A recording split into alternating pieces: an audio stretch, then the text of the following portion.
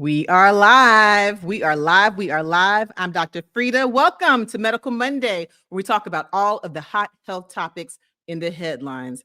Whew, as usual, we have a lot of health topics. So we'll start off with my favorite game, myth versus fact, and we'll talk about the Pope because he has been hospitalized with bilateral pneumonia. What in the world does that mean? Well, we'll talk about it and I'll ask you some questions. I need you to participate in myth versus fact when it comes to pneumonia.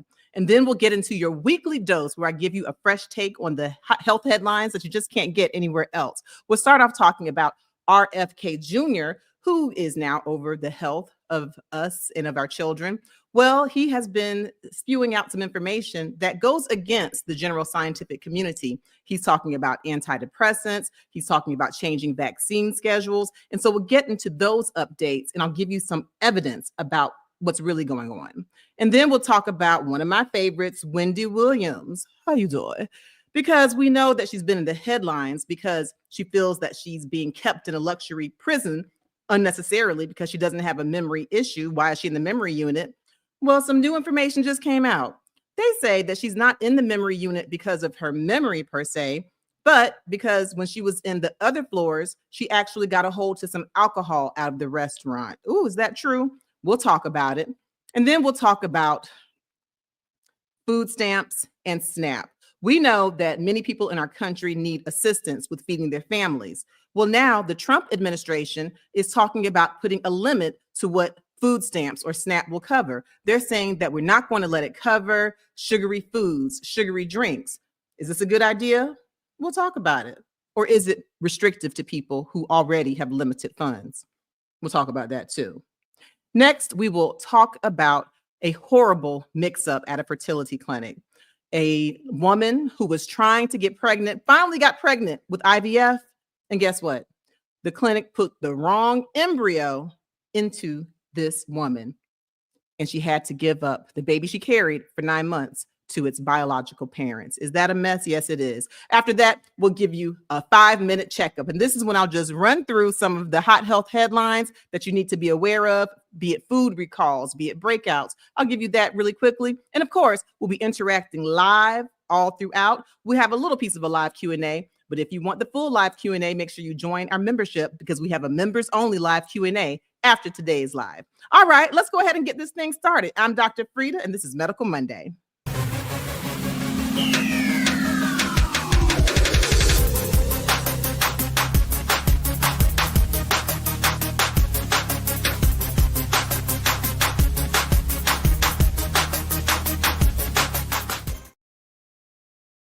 All right. We're live. I'm Dr. Frita. This is Medical Monday. We're about to talk about all the hot health topics in the headlines. You know I'm not doing it alone. My co-host and my office manager, Miss Shador, please come to the front of the stage. How you doing, Shador? Good, Dr. Frita. How are you doing today? Doing real well. How was your weekend? Oh, actually, I had a busy weekend. You know, one of my nieces does competitive cheer. So each competition, 2 of the moms have to make swag bags, so to speak. So it was my sister-in-law's turn, and she enlisted me, unbeknownst to me. As I did custom jeans for the girls. Oh, that is so fun. Your niece, your family is really a talented family. I'm glad y'all had a good time. Well, yeah. We actually had a basketball free weekend over here, but I did something that I'm really excited about and I'm proud of. For my sorority, Delta Sigma Theta Sorority Incorporated, our chapter, MRAC, Marriott of Roswell Alumni Chapter, we hosted an event called Woman in the Mirror.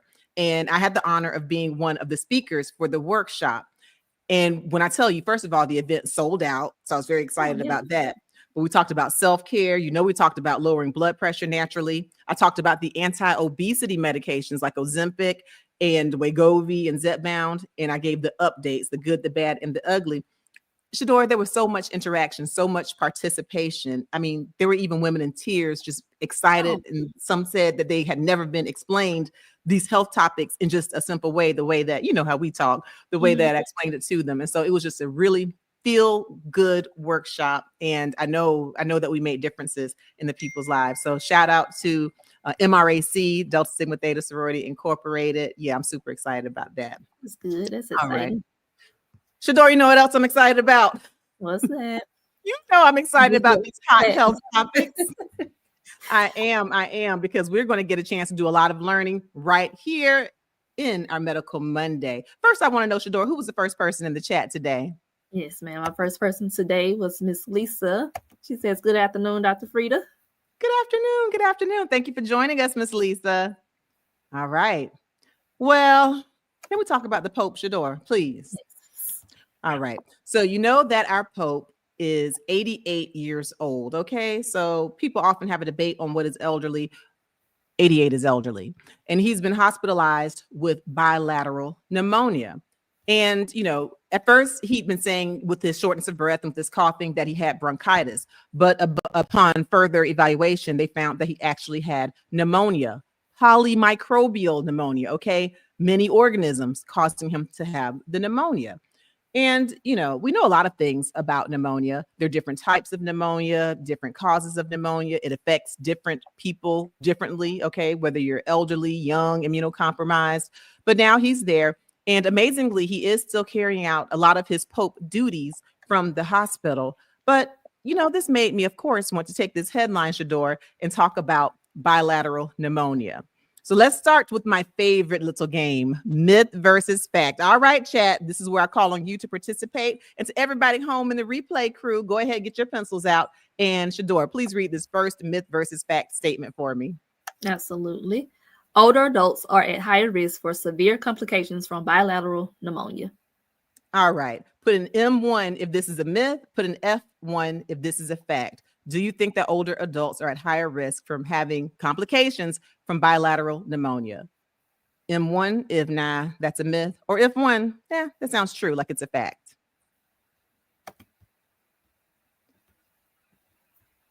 All right. Statement number 2 of this myth versus fact little game.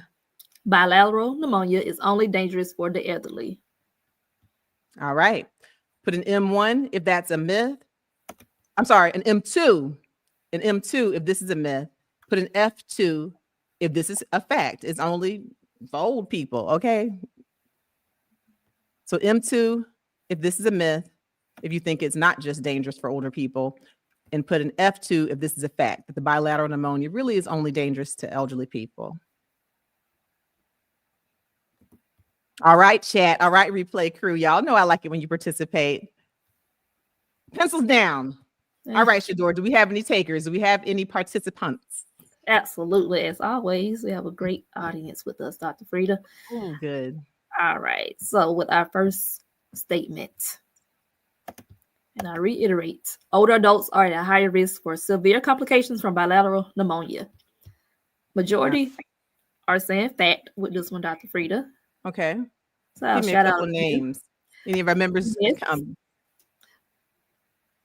So TS says the fact. No members have chimed in just yet, Dr. Okay, Frita. okay. Hi, TS. You said it's a fact. All right, welcome. Lisa also says it's a fact. It's a fact. You think older people are at higher risk for more serious complications with bilateral pneumonia? Okay. Mm-hmm. Anton as well.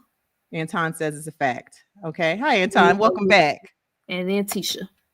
Hey there, Tisha. All you say that this is a fact. All right, my little med heads. Let's see here. Anyone say it's a myth that they really don't think it makes a difference? No, I didn't see any myths, Dr. Frita.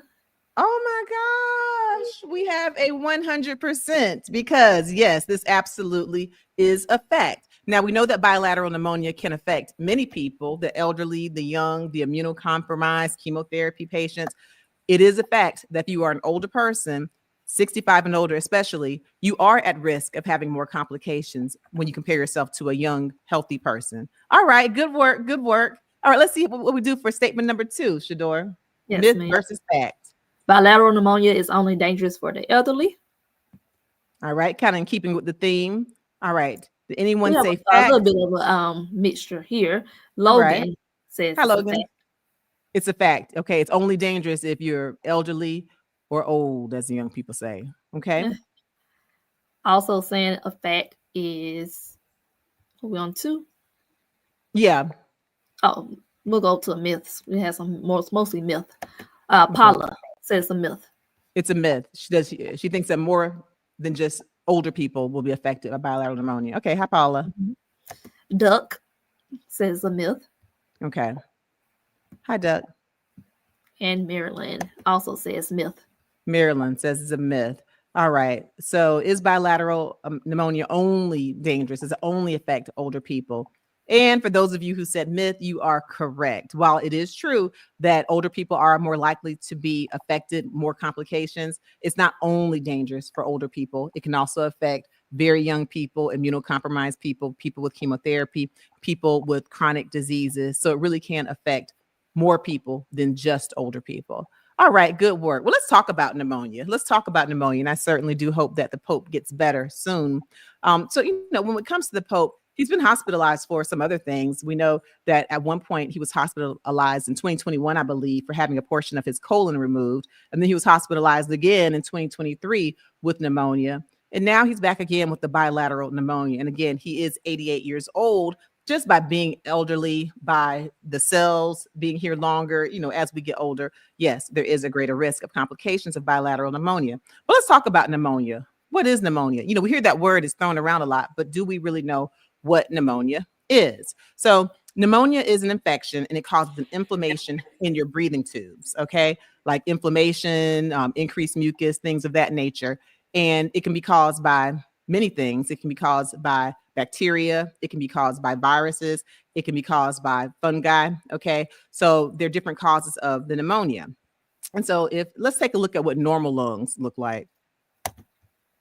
So when you go to the hospital, you go to the ER, which hopefully you don't have to go too much. These are normal lungs. Okay. And you notice that you have your heart in the middle, that heart silhouette, and you can see that spine going straight down the middle. If you look on the periphery, on the outskirts, you see some of the skeleton and soft tissues of the shoulders, maybe a little bit of the bottom of the chin. If you go down to the part that looks white, you see the diaphragm. And then with the lungs, a lot of nice blackness. Why? Because there's just air there. Just air, no mucus, no inflammation, just air. So this is what normal lungs look like. And so now let's take a look at lungs with bilateral pneumonia. Remember this picture? Okay, where's that blackness? Where's the air? When you have bilateral pneumonia, now you have mucus, you have inflammation, and you see, instead of you having the nice, clear, black-looking lungs on the x-ray, you have opacities. And this is what the bilateral pneumonia looks like, when you have an x-ray. Pretty bad, right? And so now let's take a look, and we'll just kind of do some comparison at a closer kind of cut, almost like a microscopic look at the lung cells, at the alveoli. Once you have, so you can see in a person with normal lungs, if you look in the top, it's just nice and clear. The breathing tubes are not inflamed. They're of a nice normal consistency, wide open so the air can get in for air exchange. Air can be breathed out, get rid of that carbon dioxide. But if you look at the bottom graphic, you'll see there is mucus, there's inflammation. And this is what happens when you have pneumonia. And when you have bilateral pneumonia, oh my word, you're hit on both sides with this. Okay. And so, I want to ask you in the chat, have any of you or had pneumonia or had a loved one with pneumonia? Because oftentimes it starts out where you might think it's bronchitis, you might think it's just a common cold, but then you are hit when you realize, oh my gosh, it's really pneumonia. And also, please put some symptoms that you think you might have if you have pneumonia. Okay.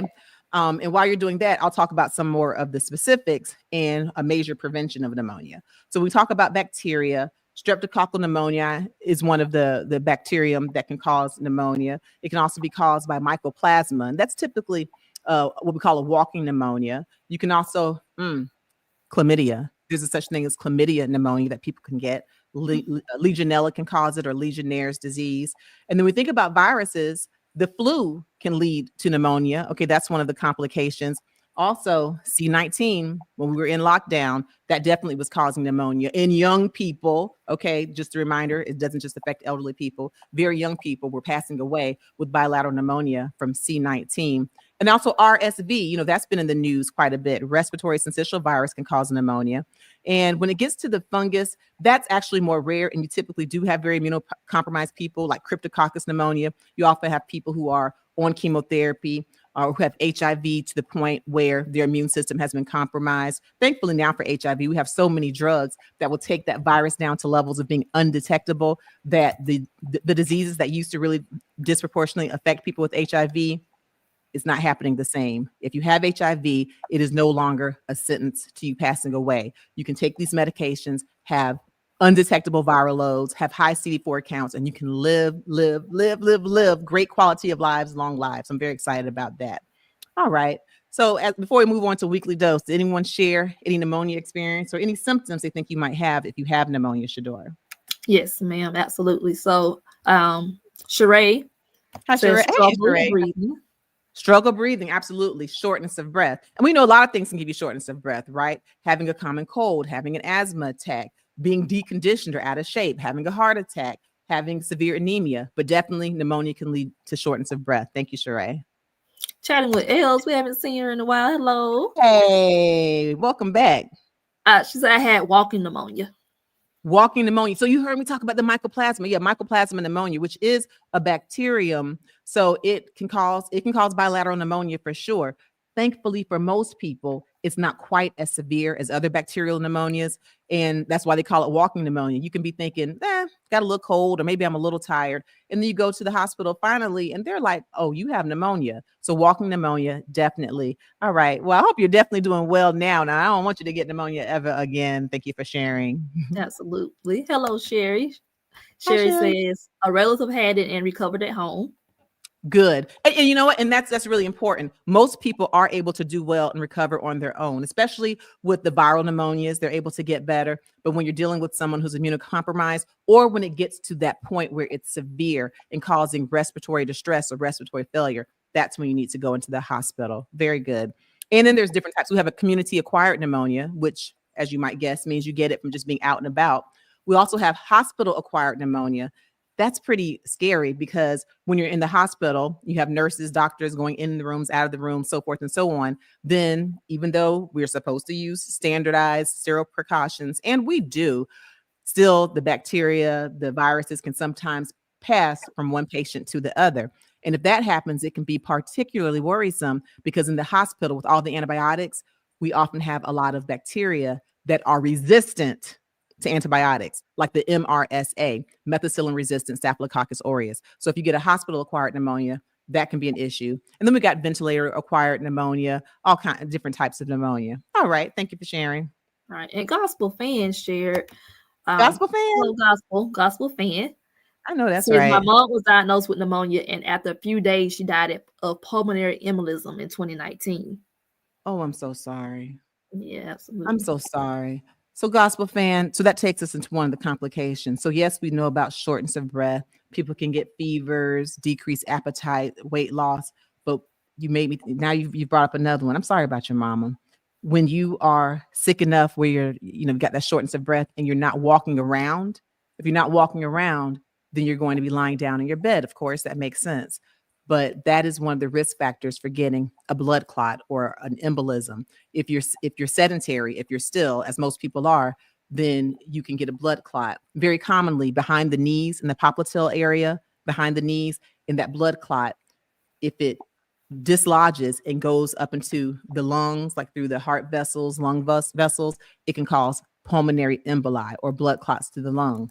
There are different ways to prevent it, but we can't always prevent it, okay? One way is wearing compression stockings. If you ever see people in the hospital, they might have compression stockings, especially if they're still moving around a bit, or they might even have those SCDs, those compression devices that automatically and electronically squeeze the legs. That's to keep the blood flowing to try to prevent a blood clot in the legs. Also, oftentimes in the hospital, when we have people who are in the bed who are not able to move, in order to prevent clots, we'll literally give them shots of blood thinners like heparin, okay?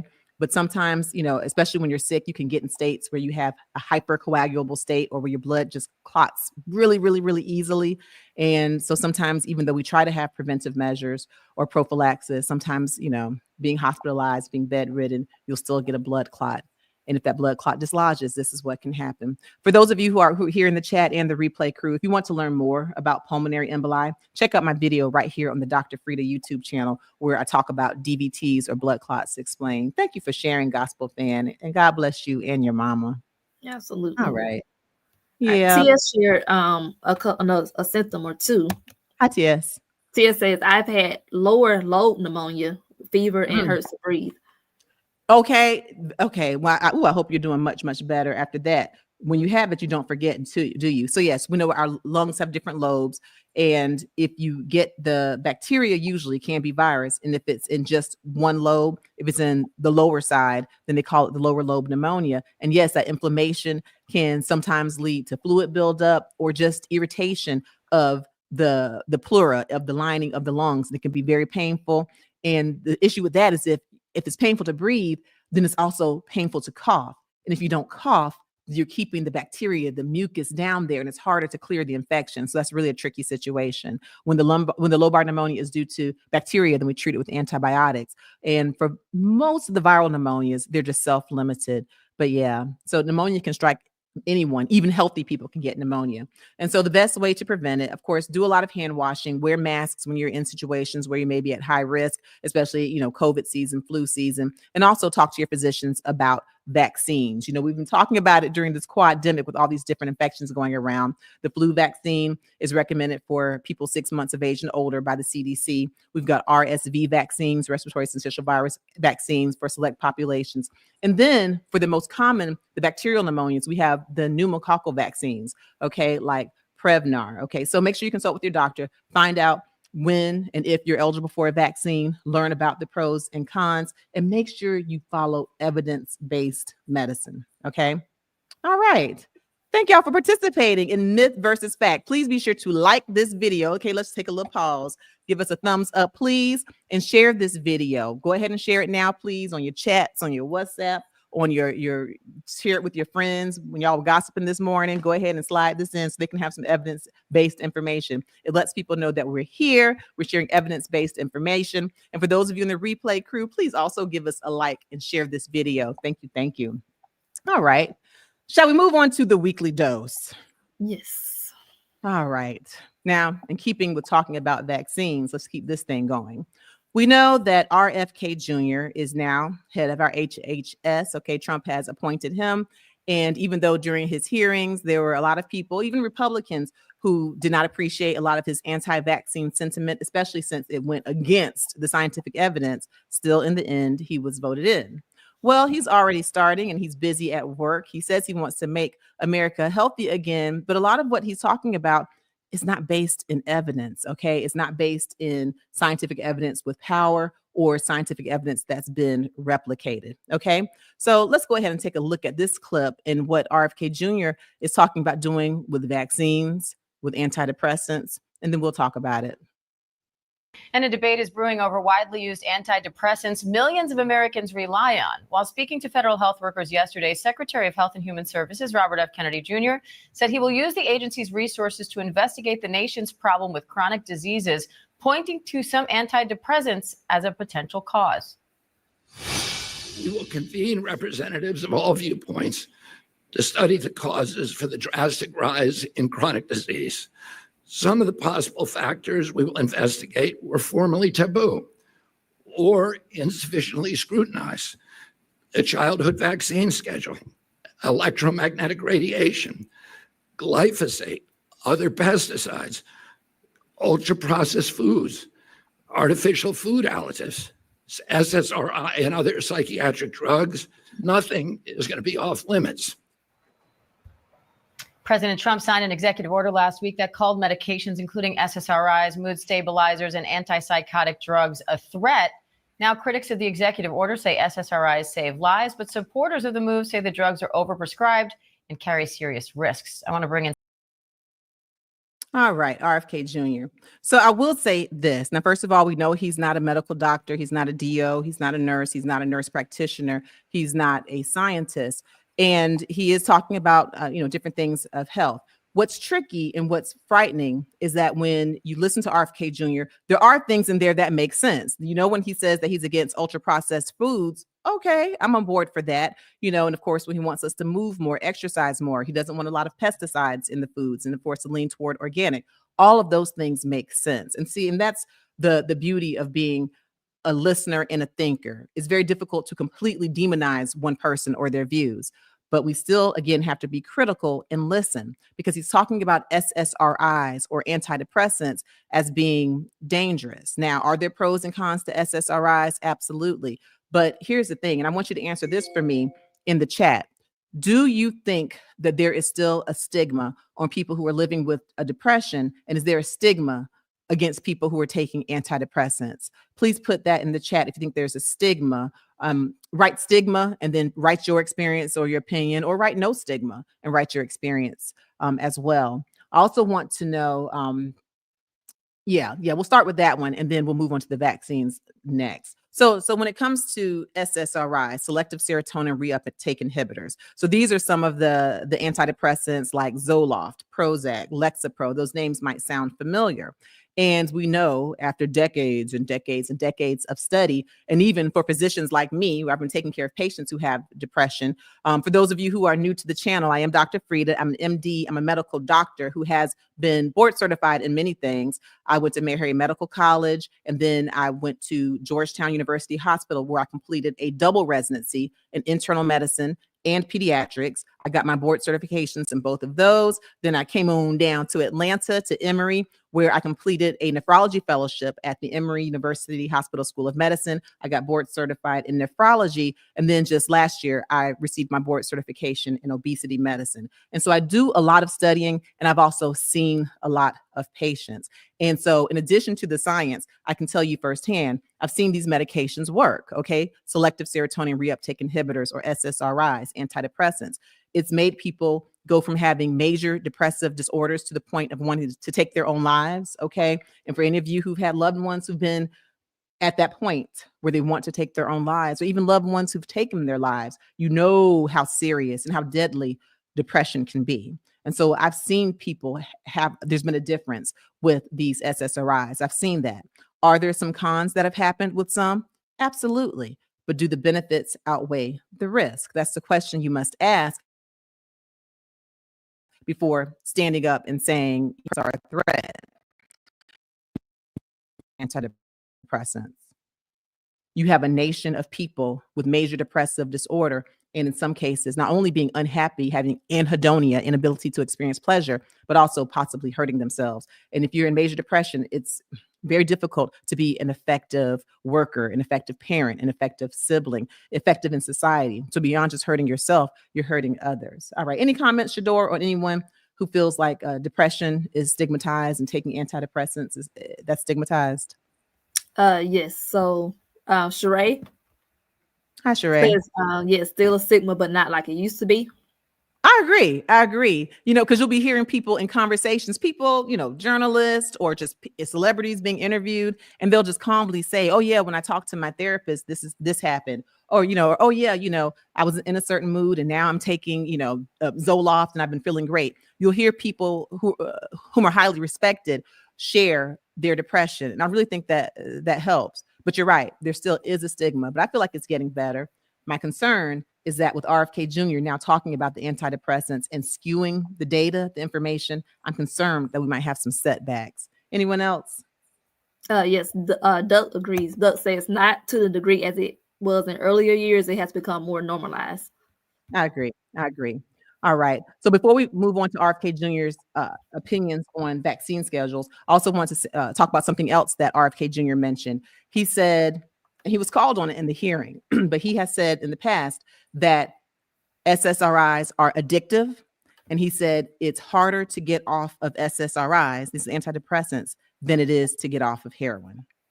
Okay. He made that statement. He was called on it in the Senate hearing. He did not deny saying that. Okay. And so I just want to say, speaking from a point of evidence, SSRIs, it's not harder to get off of SSRIs than it is of heroin. There's like no comparison. And if you look even right here on this YouTube channel, where I'm proud to say, Shador, we have over 835,000 subscribers. Thank y'all to everyone who's subscribing. And if you're listening and if you have not subscribed, what you waiting for? Come on, hit the subscribe button, hit the notification bell, and that way you'll be among the first to know when I share evidence-based information. Okay, so we know that heroin is very addictive. And right here, once you're finished with this live, if you go to the search bar, Dr. Frita, Diddy, withdrawal, then that should pull up a short that I did here on YouTube where I talk about some of the withdrawal symptoms of heroin.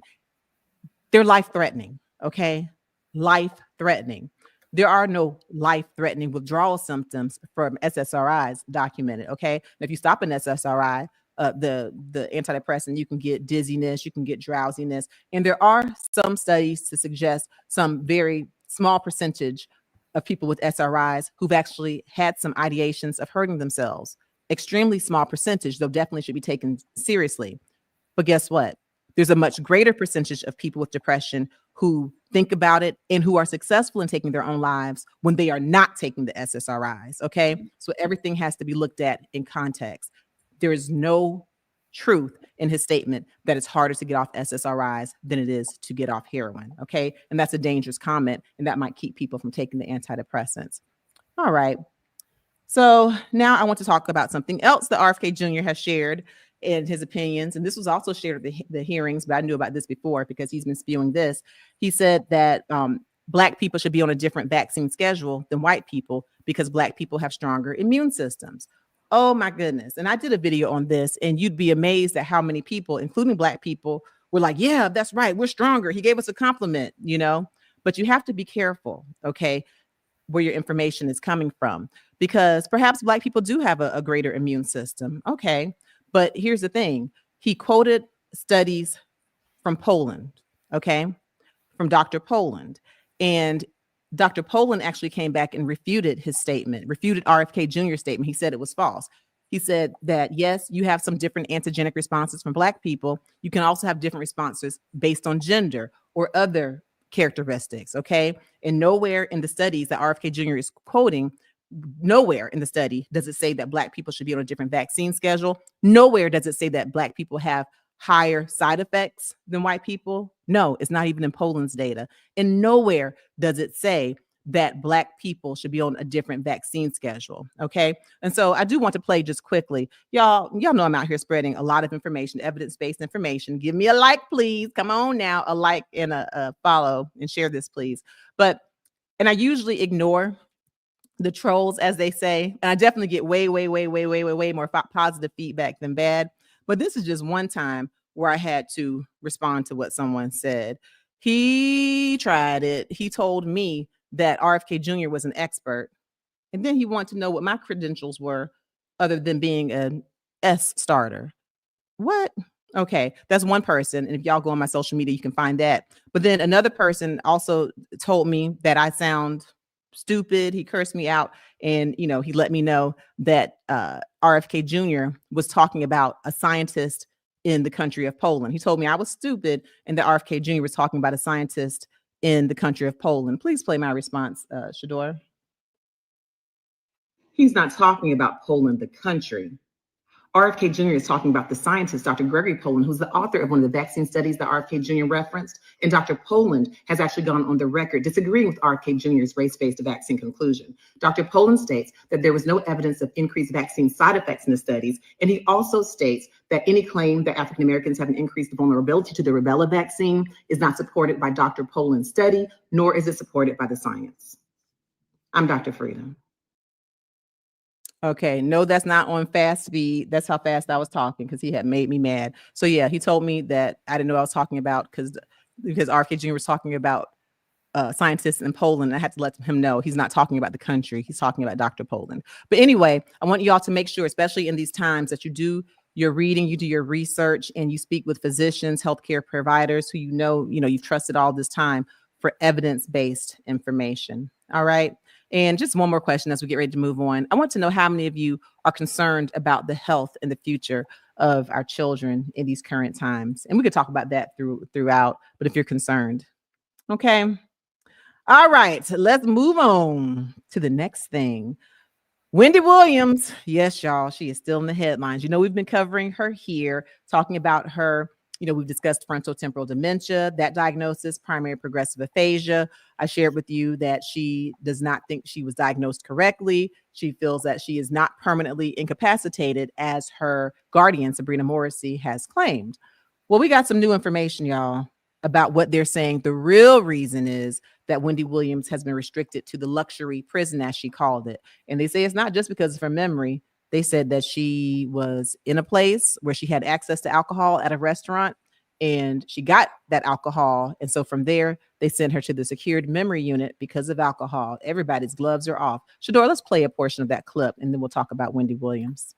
All right. Now, there's been a lot of buzz surrounding the beloved TV host Wendy Williams lately, especially as she's been making her rounds doing interviews. Now, a recent article has shed some light on Wendy's current situation, revealing that she is now residing on the 5th floor of her assisted living facility, which is known as the Memory Unit. Now, when Wendy first entered this facility 8 months ago, she was placed on the 3rd floor, which gave her the freedom to roam, leaving her room whenever she pleased. However, things took a turn for the worse when Wendy allegedly made her way up to the top floor where there was a restaurant. While at this restaurant, Wendy reportedly was served alcohol and became quite intoxicated. Now, upon learning of this behavior, the facility decided to move Wendy to a more secure memory unit, which is designed for patients with dementia and other cognitive impairments. Now, this unit is much more restrictive. Patients there are not allowed to use the elevator without a special key, which limits their movement and provides a greater level of supervision. Now, the biggest question for me is why would an assisted living facility, especially one that houses such a vulnerable population, have a restaurant that serves alcohol in the first place? We're going to get into. All right. Okay. So the plot thickens. In the comments, chat, replay crew, I want you to tell me, with this new information, does it change your opinion of Wendy Williams and her need for guardianship? And do you think that it's proper to restrict someone or put them in a situation where they need a guardian just because they drink too much? Okay. And just think about your lives, people you know, people you've heard of. If someone has a drinking problem, is that enough to restrict them to a secured unit and to have a guardianship? This has changed what you think. So I definitely want you to put that in the comments. And also, please answer this question. Where's the slippery slope? How do we know how much is too much from someone who drinks versus someone having a problem? And when is it okay to say something? Okay. I want y'all to go ahead and put that in the comments, and we'll pull up a few of your comments as we talk about Wendy Williams.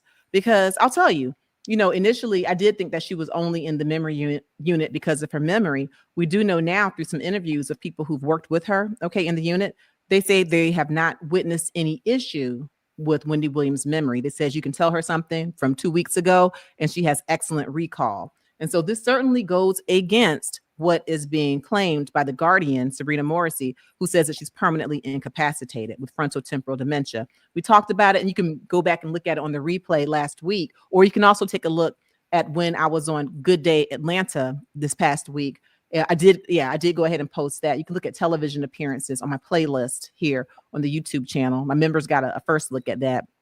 But I went into detail about what frontotemporal dementia is, what primary progressive aphasia is, and based on how Wendy Williams is presenting now, it looks like there's a great chance that was a misdiagnosis. Now, we also talked about alcohol-induced dementia that has a lot of similar symptoms. And if you've been alcohol-free after having a history of excessive alcohol use, which Wendy says that she hasn't had alcohol in years, then you could get the improvement that we're seeing. But back to the freedoms, is it reasonable now? Do you think, oh, okay, she needs to have a guardian, she needs to be locked up because she was drinking? Do you think it's reasonable? Has anyone weighed in yet, Shador? Yeah, so Patrick, hi Patrick. Hey there, Patrick. Patrick says if she's a danger to herself, then yes. Okay. All right. If she's a danger to herself, then yes. Does anyone else agree with Patrick? And I'll weigh in, of course. All right. So I definitely agree that when people are dangers to themselves, then we should take certain precautions. But then it becomes a slippery slope, I think, Patrick, because I can think of many, many people, even ones I've worked with in the community, and you might be able to think of some too, people who are able to hold down a good job, be great pillars of society, but when they go home, when they're at night all by themselves, they drink. Okay. And by definition of alcohol overuse, they may actually drink a lot. At what point, which makes them a danger to themselves because they're increasing their risk for cirrhosis, for cancer, for hypertension, for all types of things, for accidents from drinking. So they're a danger to themselves. But do we need to go and take them out and have a guardianship? You see what I'm saying? At what point?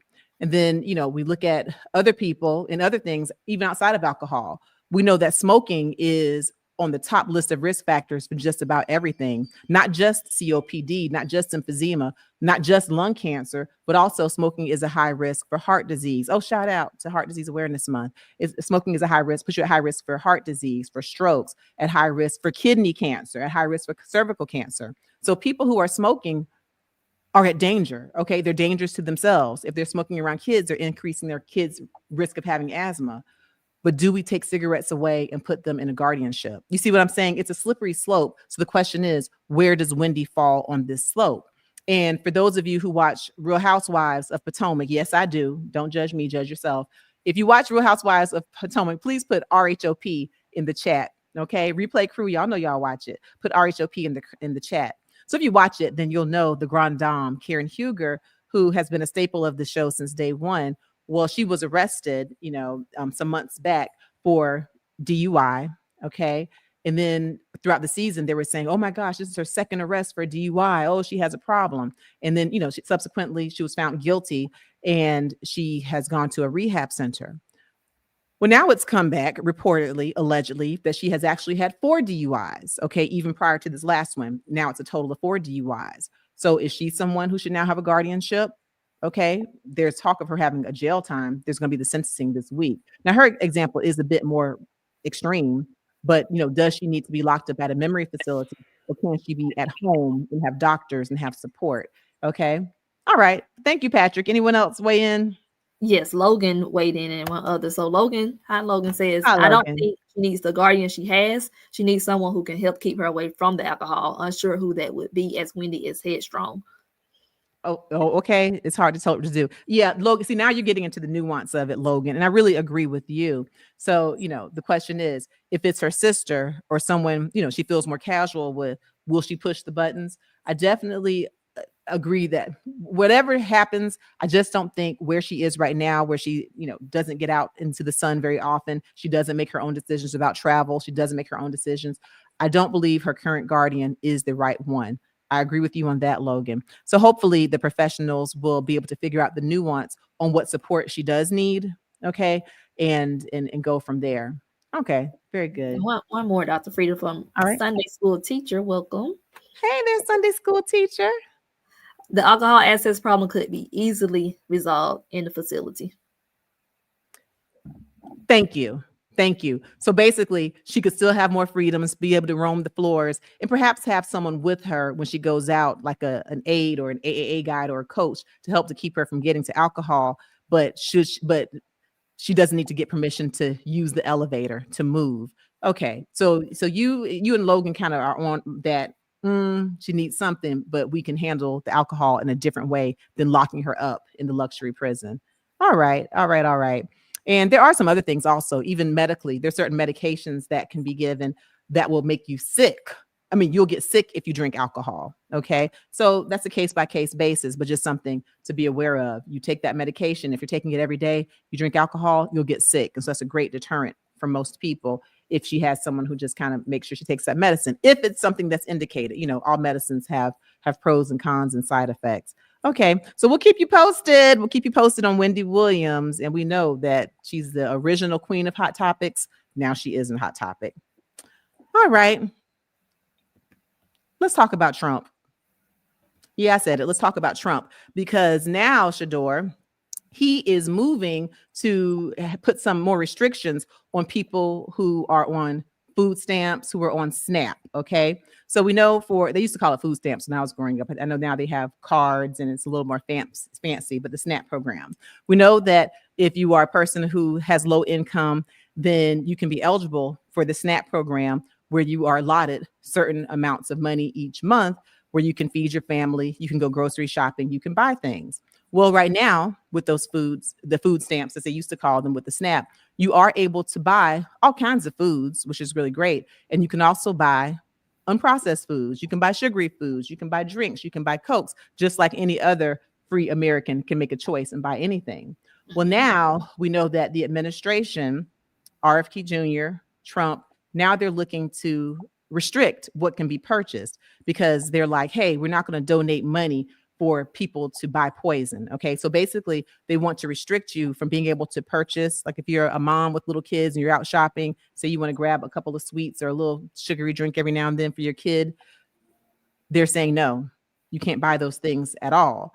And so, this could really go both ways. I want you all to weigh in the comments, as we get ready to play this clip. Do you think it's appropriate for the government to regulate, hey, if we're giving you government money, is it appropriate for the government to regulate what types of foods that people who are needing SNAP assistance purchase? Or is this another slippery slope? And is it some type of a punishment? Is it punitive to people who are already poor, who are already low income? And also, if they restrict what people are able to buy, is it the government's responsibility to make whole foods, fruits, vegetables more accessible to people who are low income and living in food deserts? Let's play this clip, and then let me see what y'all have to say. Junk food. Let's talk about that. It's all around us. You know this, from the supermarket to the vending machines at work, at school. The availability and convenience make it pretty hard to avoid altogether. But the Centers for Disease Control and Prevention says those tasty treats are often linked to certain chronic illnesses like heart disease, number of different cancers. But President Trump's new U.S. Secretary of Health, Robert F. Kennedy Jr., who Dr. Stroman and I were just talking about, and Agriculture Secretary Brooke Rollins, they want to change that, starting with government programs like SNAP. And joining me now is News Nation Weekend anchor Anna Koyman. Anna, what exactly are they proposing here? Hey there, Marky. Good morning to you. Good morning to everybody at home. Trump's USDA chief says the Make America Healthy Again Commission will consider banning junk food and sugary drink purchases with food stamps. Agriculture Secretary Brooke Rollins says the SNAP program for low-income families really needs to prioritize healthy food options instead. The problem is, as we know, here in America, a lot of these so-called healthy options are actually really expensive compared to the cheap, ultra-processed foods that are often purchased. And accessibility to these healthier options is a real problem in poor communities. Now, the SNAP program, it's enormous. If you want to check out these numbers, according to the USDA, last year, 41.7 million people received SNAP benefits, and it cost taxpayers nearly $94 billion, each person receiving about $188 each month. So the problem is a lot of these dollars trying to go towards fresh fruit and vegetable wouldn't go very far.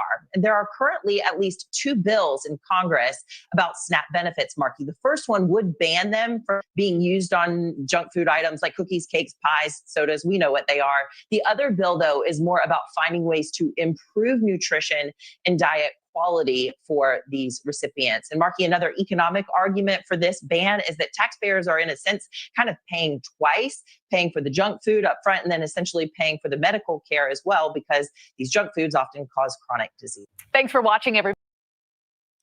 All right. So hopefully y'all will weigh in. Do you think it's a good idea to restrict, as they're saying? Now, I hope y'all were listening and you heard those 2 bills. One, just right now, boom, ban the sugary foods, the drinks, the cookies, the cakes. And the other bill was talking about making a greater accessibility, to more nutritious foods. All right. So I want y'all to please just let me know, what do you think about this program, or are you on board? Does it sound like what he's saying in banning it is everything that I sit here and preach and teach about on this channel? Sure. Don't let them have ultra processed foods. Did anyone put in a comment? And y'all please go ahead and hit a like on this video as we talk. You don't want to put a comment just yet? Oh, yes. So okay. Marilyn shares. Hi, Marilyn. Hi, Marilyn. Yes, government should restrict children need healthy food to grow. Okay. Miss VE, hey. Hi, how you doing, Miss VE? She says, yes, I agree with the government on this one. Just had this conversation with a sibling. Interesting. And Okay. Ton shares, some people have autistic kids that don't eat everything. So maybe not agreeing with the government I'm taking. Okay. Now, who is this? This is Tunj? Anton. Anton. Hi, Anton. Let me leave his comment up there for a little while. Okay. Because Anton, you open up something. Okay. So you gave an example of some people having autistic kids who don't eat everything. So if you have a child who maybe you can convince them to eat fruits and vegetables most days, but if there's a day or two where they're just not eating anything, then it sounds like you think that the parent should have the choice to at least get them through. And that's what it really comes down to, right? Choice. Because on its face, it sounds great. Yeah, don't give these folks all this ultra processed foods, make them eat healthily. But what it becomes, in my opinion, is it really becomes a classist restriction. Because if you go and you look at rich people's pantries or middle-class people's pantries, they might eat fruits and vegetables most days of the week, but every now and then, once a week, they might let their kid have a little bit of a candy or might let their kid have a little soda. And the overall health is not something that's being detrimentally affected if there is moderation, right? And so now it seems like people, just because they have low income, now you're taking away choice. And choice, we know, is a pillar of our democracy. The other thing was mentioned, okay, and y'all tell me, what would you do if you had to feed your family with $7 per person per week? $7 per person per week. I'll tell you what, if you had to feed them on that amount, you very likely would not be going to Whole Foods, to Sprouts, to purchase organic kale, organic carrots, organic sweet potatoes. You probably wouldn't, because those things are very, very expensive. And so while, like what VE said and what y'all said about restricting processed foods, if that's something that were to take place, it couldn't take place immediately or in a vacuum. Some other things would have to take place. One, you would have to get people some healthy foods that are affordable, because my point is, on $7 per person per week, you are unlikely to be able to feed your family healthy foods. Okay. So in effect, what you would be doing is causing starvation. Okay. Because they can't survive off of one sweet potato and a leaf of kale. It's unfortunate, the unprocessed foods, but when it comes between your child starving or having unprocessed foods, unfortunately, a lot of people who are in dire economic straits, they don't have that. They have to make that choice. And so definitely I agree that in Congress and the legislation, we need to look at making healthy foods more accessible. And so, yes, I'd love to get rid of processed foods, but only if we have nutrition. But the other thing is, when I say get rid of processed foods, I still think people should have the choice. The choice. If billionaires have the choice of being able to grab some M&Ms from their kids, then I don't believe that just because you have low income, then you cannot afford any little treat for your kid. Hopefully you would do it in moderation, or maybe not at all, but who am I to make that choice for you? Okay. Anyone else? Yes, R. Barnes is on the other side of things. Hello. Oh, shoot. Hi, R. Barnes. Government has no right to tell people what to eat. Too much control. Okay. Too much control. Because again, it's a slippery slope, right? It's a slippery slope. And so that's what I was saying. Yes, I don't want you to have the ultra processed foods, but it is your choice. I don't want you to smoke cigarettes. I don't. Y'all know I talk about that. It is your choice. I don't want you to drink excessive amounts of alcohol. It is your choice. You have the right to ruin your own life. But the truth of the matter is, I think what's frustrating to me is, while a lot of these spendings are being looked at for people of low income, I think in a lot of ways, it's like, hey, look over there, don't look here. Because there are places where there's a lot of spending going on, a lot of spending on, people who are already billionaires who are getting government contracts, millions and millions, hundreds of millions of dollars. And you're saying, hey, look at these low income people. Hey, look at ultra processed foods, something that can ring a bell. But while we're looking over there, we're not paying attention to who's getting contracts for hundreds of millions of dollars, perhaps for some spending that we don't need in the Defense Department. Okay. Just be careful and pay attention and look at the news in a 360-degree way. But yeah, ultimately, I believe in choice. I believe in choice and education. Yeah. Oh, I like this discussion. Yeah. T totally chimes in. Hi. They say, who's to say what is exactly healthy? I see plenty of so-called healthy food that is not healthy at all. Big business is a mess when it comes to food. You have a point. Case in point, if you look at vegetarian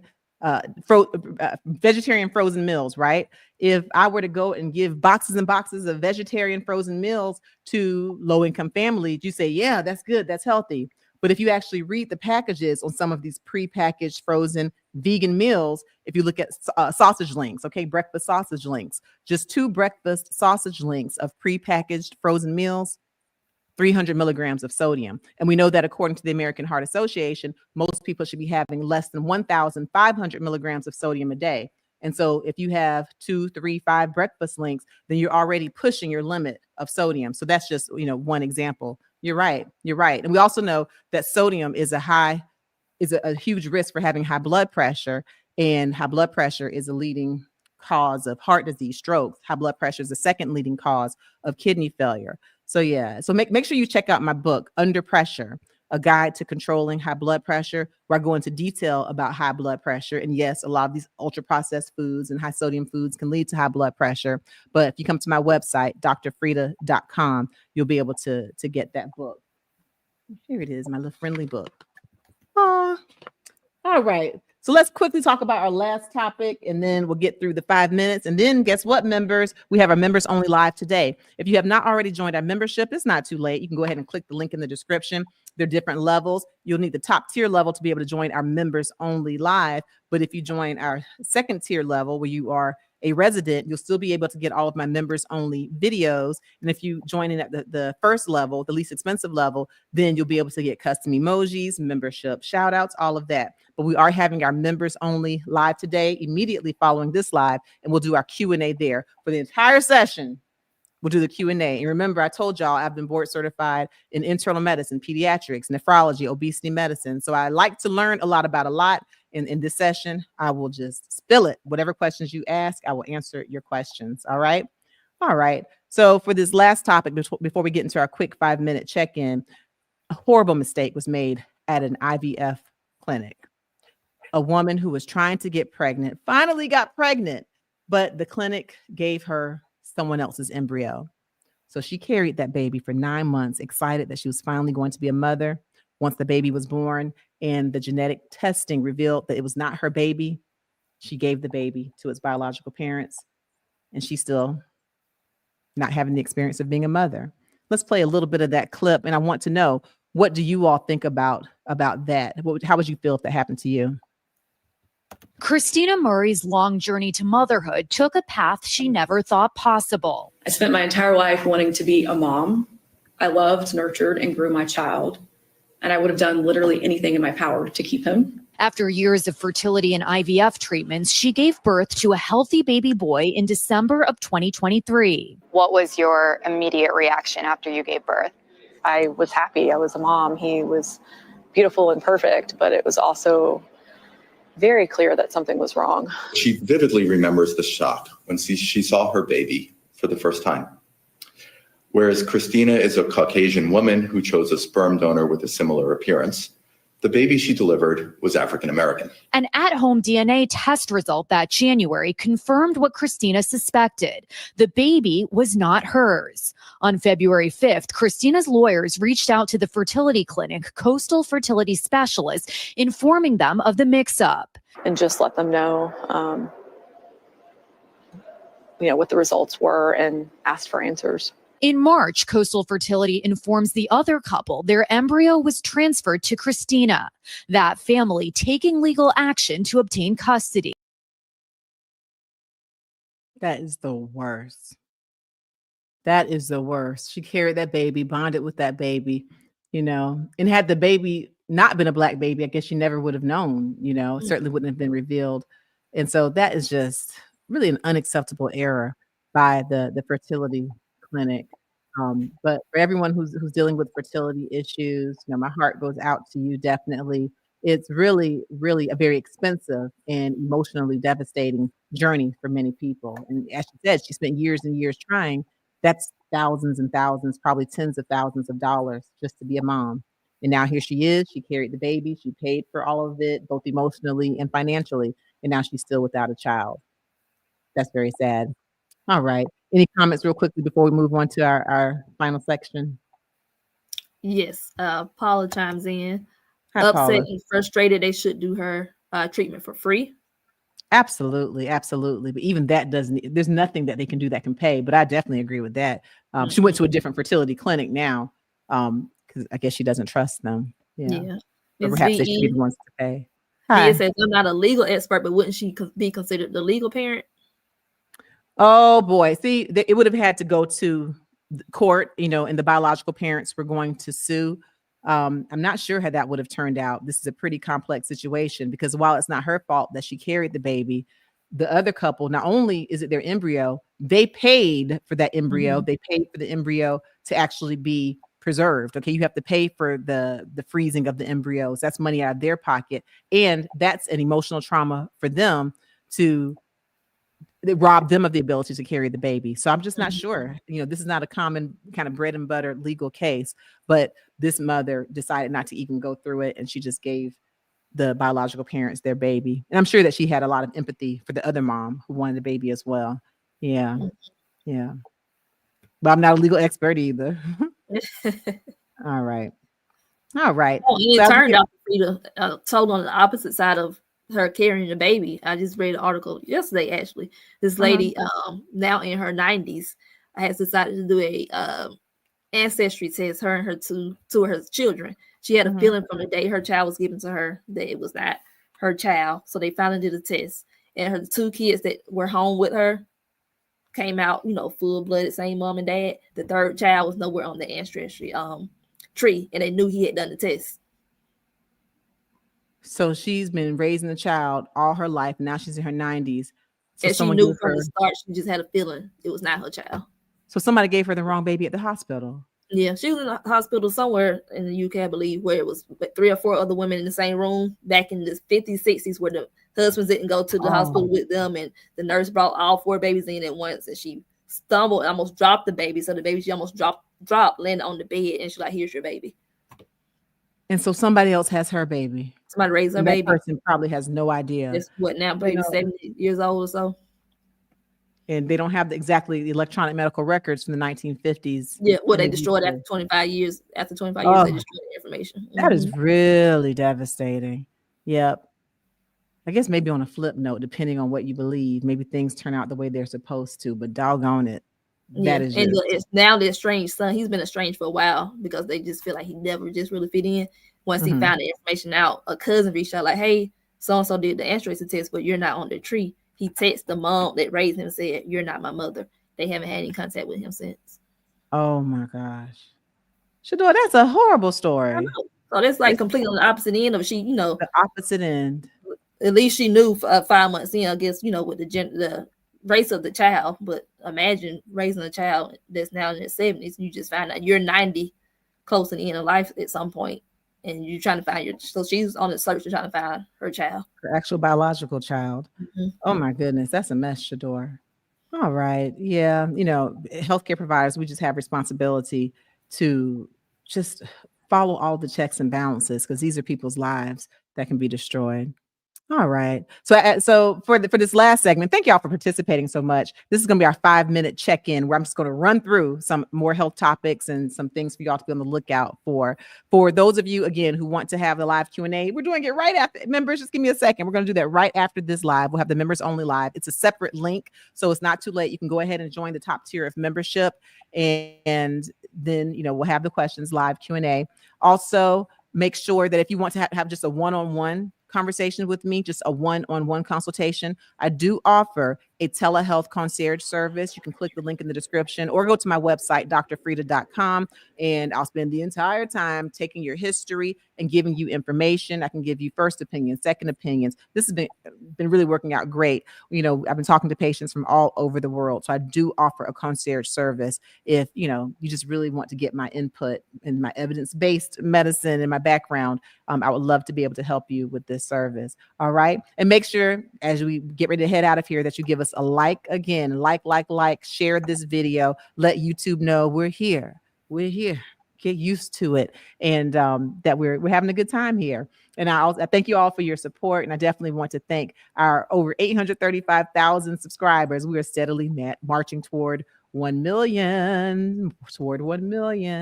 And so Shador, let's pull up this 5-minute health check. I'm just gonna run through these, y'all, and then we'll close on out, and we'll go to our members only live Q&A. That's a separate link. All right. First topic: U.S. hospital bed shortage predicted to worsen.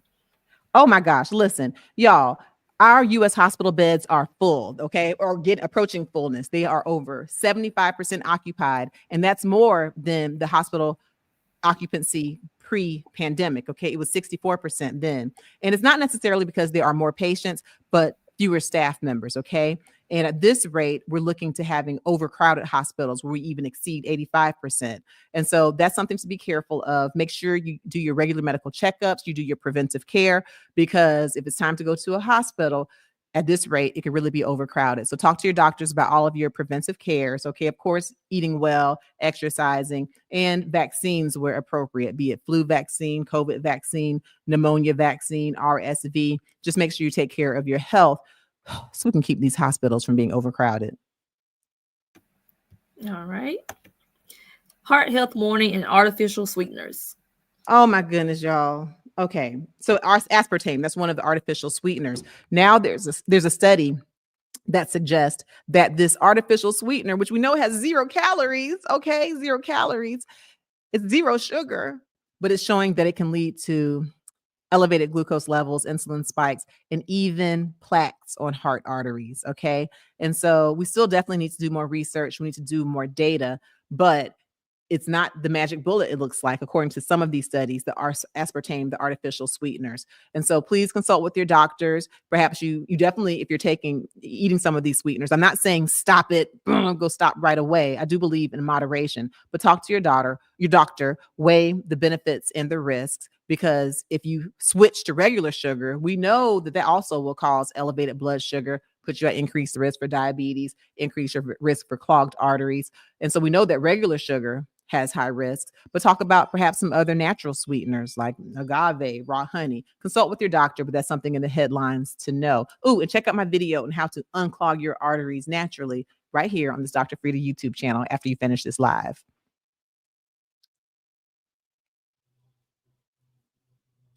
Shador? Oh, my apologies. Recall health alert.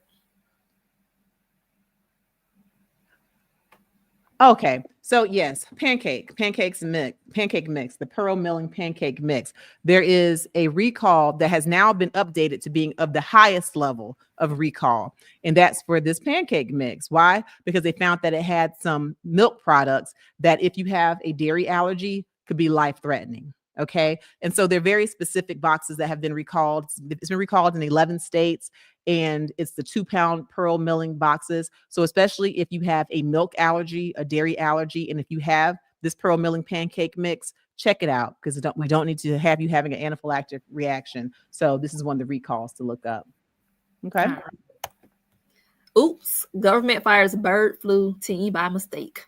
Child, please listen. Okay, we know that in this current administration, we know that Trump and his team has been going through and doing some cleanups of federal employees, right? I'm talking about from the rooter to the tutor. They've been getting rid of employees. And it's really interesting because they say, oh, but everything is DEI free. And you have a lot of people who thought that DEI, diversity, equity, and inclusion, meant just Black people or just women, or just people, or just people with disabilities. Now they're messing around. They found out that a lot of the people who were being fired did not consider themselves DEI, but guess what? It doesn't matter. So he ended up firing people who were in charge of the bird flu epidemic, and many of them were veterinarians, were medical technicians, and he didn't mean to fire them. So now he's running around, his administration and trying to hire them back. So this is just something that made the headlines, that in all of these broad sweeps of firing people, they're not always making the most careful decisions for our health as a country. So stay tuned. All right. Thank you, Dr. All right. That's it. Okay, cool. All right. So that's your 5-minute checkup. We are now right at the end of Medical Monday, where we have talked about all the hot health headlines. Please make sure, again, you give us a like, you give us a follow, and give us some input on what you think about some of these talks. Even after we finish, the conversation continues in the chat, and it definitely continues with our replay crew. All right. Make sure you check me out on all social media platforms, okay, at dr.frita.com. And remember, the one-stop shop is my website, dr.frita.com. Not only can you get access to my videos, you can also see my favorite things like the juicer I love, the Nama juicer, and I give you a discount code on that. All right. Thank you, Shador. Thank y'all for watching. And now we're about to have our live Q&A for members only. So if you are a member at the top tier, go ahead and click that link, and I'll see you on the other side for the members only live Q&A. All right. All right.